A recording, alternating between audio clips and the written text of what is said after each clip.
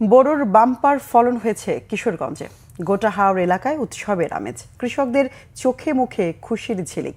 এবছর জেলায় লক্ষ্যমাত্রার চেয়ে বেশি জমিতে বোরোর আবাদ হয়েছে। কিশোরগঞ্জ থেকে নাসিম খানের তথ্যচিত্রে রিপোর্ট। বাতাসে দোল খাচ্ছে সোনা রঙের পাকা ধান। কিশোরগঞ্জের হাওরের মাঠে চলছে ধান কাটার ধুম। ফসল ঘরে তুলতে ব্যস্ত কৃষক। ধান ঘরে না তুলে অনেকে আবার মাঠেই বিক্রি করে দিচ্ছেন। তবে ভালো ফলন হলেও দাম পাওয়া নিয়ে কিছুটা অস্বস্তি আছে কৃষকের। তারা বলছেন, তেল এবং সারের দাম বেশি থাকায় উৎপাদন খরচ হয়েছে বেশি। সংকট রয়েছে শ্রমিকেরও।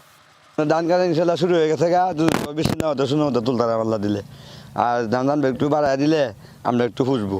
তেল সারের দাম বেশি। যদি কোনো শিলাবৃষ্টি না হয় তাহলে এক সপ্তাহের ভিতরে আমরা সুন্দরভাবে গড়ে তুলতে পারবো ফসল। 80% রয়েছে।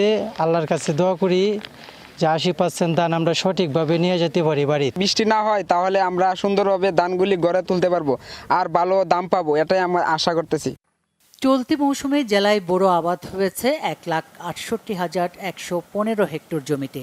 শুধু হাওরেই হয়েছে 1,04,430 হেক্টর জমিতে। চাল উৎপাদনের লক্ষ্যমাত্রা ধরা হয়েছে 7,88,912 মেট্রিক টন।